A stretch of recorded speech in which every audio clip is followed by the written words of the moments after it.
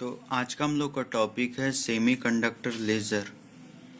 ठीक है, तो सेमीकंडक्टर लेज़र होता क्या है ये आपको बताते हैं। चलिए सबसे पहले हम लोग जानते हैं प्रिंसिपल, सेमीकंडक्टर लेज़र का प्रिंसिपल क्या होता है। तो in the case of the direct gap semiconductor, मतलब कि ऐसे सेमीकंडक्टर को हम लोग ले रहे हैं जिसमें कि डायरेक्ट गैप हम लोगों को पता चल सके। ठीक है, क्योंकि हम लोगों को लेज़र निकालना है। ठीक है, तो there is a large possibility for direct recombination of holes and electron emitting a photon. क्यों हम लोग लेते हैं इसमें डायरेक्ट गैप सेमीकंडक्टर को? क्योंकि उसमें लार्ज पॉसिबिलिटी होता है होल्स और इलेक्ट्रॉन को आपस में डायरेक्ट रिकॉम्बिनेशन करने का और इमिट करने का फोटोन को। ठीक है, जैसे gallium arsenide GaAs is a direct band gap semiconductor. तो एक सेमीकंडक्टर कौन सा हो सकता है अच्छा एग्जांपल? तो गैलियम आर्सेनाइड। ठीक है, GaAs। Hence it is used to make lasers. क्योंकि इसमें डायरेक्ट बैंड गैप ज़्यादा होता है, इसलिए हम लोग इसको यूजुअली लेते हैं सेमीकंडक्टर लेजर के लिए। ठीक है, The wavelength of the emitted light depends on the band gap of the material। यानी कि जो वेवलेंथ होगा इमिटेड लाइट का वो डिपेंड करेगा मटेरियल के बैंड गैप पे। ठीक है, हम लोग जानते हैं कंस्ट्रक्शन। आइए कंस्ट्रक्शन देखते हैं। Figure shows a homo junction gallium arsenide semiconductor diode laser. यानी कि ये फिगर क्या दिखा रहा है? गैलियम आर्सेनाइड के सेमीकंडक्टर के लेजर को। ठीक है, the gallium arsenide the GaAs diode laser belongs to the injection laser type. क्यों इसको इंजेक्शन लेजर टाइप आपको बोला जा रहा है? क्योंकि इसमें बैटरी की सहायता से पॉजिटिव और निगेटिव, ठीक है, दोनों ही चार्ज को इंजेक्ट किया जा रहा है, इसलिए इसको क्या बोलते हैं? इंजेक्शन लेजर टाइप ये होता है। ठीक है, अब ये आगे बढ़ते हैं। देखिए, बैटरी से इसके पॉजिटिव साइड को P रीजन में जोड़ें, बैटरी के निगेटिव साइड से जो कि लोअर इलेक्ट्रोड है इसको कहाँ जोड़ें? N रीजन में जोड़ें। ठीक है, अब हम लोग जानते हैं कि P रीजन और N रीजन के बीच में क्या बनेगा? PN जंक्शन बनेगा। अब PN जंक्शन कैसे बनता है ये हम लोग जानते हैं, इसके बारे में आगे बताते हैं। The active medium is a PN junction diode made from crystalline gallium arsenide. ये जो इसका एक्टिव मीडियम है, यानी कि ये पूरा पोर्शन, ये एक PN जंक्शन डायोड है जो कि बनता कहाँ से है? क्रिस्टलाइन गैलियम आर्सेनाइड से। जो P रीजन होता है and N region in the diode are obtained by doping germanium and tellurium respectively in gallium arsenide. अब ये जो P रीजन है और जो N रीजन है ये हम लोगों को कैसे मिलता है? तो ये हम लोगों को मिलता है जब हम लोग डोपिंग करते हैं जर्मेनियम का और टेलेरियम का। ठीक है, the junction layer is very thin.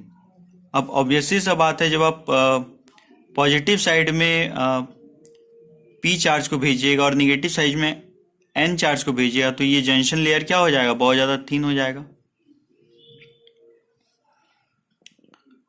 Electric current is applied to the crystal through an electrode strip fix to its upper surface. देखिए, वही चीज बता रहे हैं कि बैटरी के पॉजिटिव साइड से क्या किए? P रीजन में हम लोग जो है fix to its upper surface electric current को अप्लाई किए। ठीक है, at the junction light is emitted. Junction में क्या होता है? लाइट इमिट हो रहा है, PN जंक्शन पे लाइट इमिट हो रहा है। The sides through which the emitted light, the sides यानी कि देखिए ये साइड, ये side, the sides through which the emitted light comes out are well polished and parallel to each other. यानी कि जिस साइड से लाइट निकल रहा है वो वेल पॉलिश्ड और एक दूसरे के पैरेलल है। ठीक है, अब चलते हैं वर्किंग में। When the PN junction diode is forward based, electrons are injected across the junction from N to P region. मतलब कि जब ये फॉरवर्ड बेस था तो इलेक्ट्रॉन जो कि बैटरी के नेगेटिव से इधर से जा रहा है, तो वो इंजेक्ट हुआ N रीजन से P रीजन में जा रहा है। ठीक है। Thus a population inversion is achieved। तो पॉपुलेशन इन्वर्सन अचीव हुआ, यानी कि पॉपुलेशन इन्वर्सन क्या होता है कि जब एक चार्ज जो लो मीडियम से हाई मीडियम में जाता है, ठीक है, तभी पॉपुलेशन इन्वर्सन मिलता है हम लोगों को। This is efficient if a large current of the order of 10 to the power 4 ampere per centimeter square is passed through the junction। कहने मतलब है कि ये इफिशियंट होगा कब, जब इतना अमाउंट का करंट इससे पास होगा जंक्शन से। The electron and holes recombine and produce radiation in the form of light. तो वो जो लाइट जो निकलती है वो कैसे हम लोगों को मिल रहा है, जब इलेक्ट्रॉन N रीजन वाला और प्रोटॉन P रीजन वाला दोनों आपस में आकर क्या करते हैं, रिकम्बाइन करते हैं, जिसके कारण कि रेडिएशन निकलता है और वही रेडिएशन हम लोगों को लाइट के फॉर्म में दिखता है। The emitted photons also increase the rate of recombination of injected electrons. यानी कि जो फोटोन हम लोगों को मिला रेडिएशन के फॉर्म में, जो हम लोगों को फोटोन मिल रहा है वो क्या करता है, इलेक्ट्रॉन के इंजेक्शन का रेट को बढ़ा देता है। ठीक है। मान लीजिए फोटोन निकल रहा है, इलेक्ट्रॉन प्रोटॉन कंबाइन होकर के फोटोन बना रहे हैं, रेडिएट हो रहे हैं जल्दी जल्दी, तो इससे क्या हो रहा है, इलेक्ट्रॉन और फास्टली इंजेक्ट हो रहा है, N to P रीजन में जा रहा है। ठीक है। Thus more number of photons are produced। इससे क्या हो रहा है, और ज्यादा जल्दी जल्दी फोटॉन्स बन रहा है। This provide stimulated emission। ये इससे क्या हो जाता है, स्टिमुलेटेड इमिशन, यानी कि इमिशन अब फास्ट हो रहा है। Hence the emitted photons from induced recombination। तो क्या होता है, इसलिए जो इमिटेड फोटोन होते हैं फ्रॉम इंड्यूस्ड रिकॉम्बिनेशन से are having same phase and frequency. इसलिए जो भी फोटॉन्स निकलते रहते हैं वो सेम फेज और सेम फ्रीक्वेंसी के हम लोगों को मिलते हैं, as that of original inducing photon. The efficiency of laser emission increases when we cool the gallium arsenide diode. क्या बोले कि जो इफिशियंसी यानी कि जो क्षमता है लेजर इमिट करने की, ठीक है, वो बढ़ जाएगी कब, जब हम लोग गैलियम आर्सेनाइड के डायोड को ठंडा करेंगे। Explanation of the operation of a laser diode based on the band theory. अब एक्सप्लेनेशन देते हैं। पहला एक्सप्लेनेशन क्या है, absorption. An electron in the valence band can make an upward transition to the conduction band by absorbing a photon of energy EC minus EV। अच्छा, देखिए इसका कहने का मतलब है कि एक इलेक्ट्रॉन जो कि कहाँ रहता है, वैलेंस बैंड में रहता है, वो अपवर्ड ट्रांजिशन करेगा, यानी कि वो ऊपर की तरफ जाएगा। ऊपर की तरफ क्या होता है, कंडक्शन बैंड होता है। कैसे, बाय एब्जॉर्बिंग ए फोटोन, एक फोटोन को एब्जॉर्ब करके उसकी एनर्जी कितनी होनी चाहिए, EC माइनस EV होनी चाहिए। यानी कि एक इलेक्ट्रॉन को वैलेंस बैंड से कंडक्शन बैंड जाने के लिए एनर्जी चाहिए, और वो एनर्जी कितनी होती है, EC माइनस EV। अच्छा, यहाँ पर EV क्या होता है, EV होता है maximum energy of the valence band, and EC is the minimum energy of the conduction band. तो बेसिकली चीज क्या है कि आपको डिफरेंस मांगता है। ये डिफरेंस क्या है, the difference between the minimum energy of the conduction band and the maximum energy of the valence band. ठीक है, अब आगे बढ़ते हैं। Spontaneous emission. An electron in the conduction band can recombine with a hole in the valence band by spontaneously emitting a photon of energy EC minus EB. Spontaneous emission कैसे हो रहा है? तो बोल रहे हैं कि एक इलेक्ट्रॉन कंडक्शन बैंड में वो रिकम्बाइन हो रहा है होल के साथ में वैलेंस बैंड के. कैसे? By spontaneously emitting a photon of energy. और वो रिकम्बाइन होकर क्या कर रहा है? लगातार फोटोन ऑफ एनर्जी दे रहा है. उस फोटोन की एनर्जी कितनी है? EC minus EB. ठीक है. फिर आते हैं स्टिमुलेटेड इमिशन में. अभी बताए थे स्टिमुलेटेड इमिशन क्या होता है. An electron in the conduction band can recombine with a hole in the valence band in the presence of stimulating or inducing photon whose energy also equals to EC minus EB, giving stimulated emission.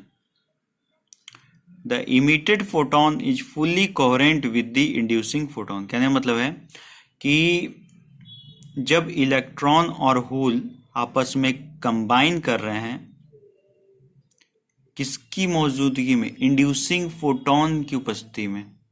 ठीक है. और उस inducing photon की energy कितनी है? EC minus EB है. तो stimulated emission मिल रहा है. स्टिमुलेटेड इमिशन लगातार मिलते जा रहा है हम लोगों को. जैसे कि देखिए फोटोन, पहला फोटोन बन गया है. अब क्या हो रहा है? इलेक्ट्रॉन और होल्स आपस में आकर के रिकम्बाइन कर रहे हैं और रिकम्बाइन करके रेडिएशन बना रहे हैं. और वही रेडिएशन क्या कर रहा है? लगातार इमिशन हो रहा है. अब लगातार जब इमिशन हो रहा है तो इलेक्ट्रॉन और ज़्यादा रिकम्बाइन कर रहा है. तो इससे क्या हो रहा है? रेट बढ़ जा रहा. ठीक है. चलिए अब एडवांटेज देखते हैं कि एडवांटेज क्या होता है. Semiconductor laser are compact, efficient and can be fabricated with ease. So the semiconductor lasers are very compact in size and very efficient and can be fabricated with ease. Okay. Second point is that they can have a continuous wave output or pulse output. तो अभी हम लोगों ने ऊपर में देखा कि ये लगातार देता है, स्टिमुलेटेड दे रहा है, कंटिन्यूस दे रहा है, स्पॉन्टेनियस इमिशन है. ठीक है. तो इससे हम लोगों को ये एक एडवांटेज मिलता है कि इसमें जो वेव का आउटपुट होता है वो डिसकंटिन्यू नहीं होता है, वो लगातार आपको मिलते रहेगा. लेकिन इसका कुछ डिसएडवांटेज भी है. इसका डिसएडवांटेज ये है कि डायरेक्शन जो इसका होता है, direction, monochromaticity, coherence and directionality are inferior to those of the other lasers. यानी कि इसमें डायरेक्शन का आपको अभाव मिलेगा.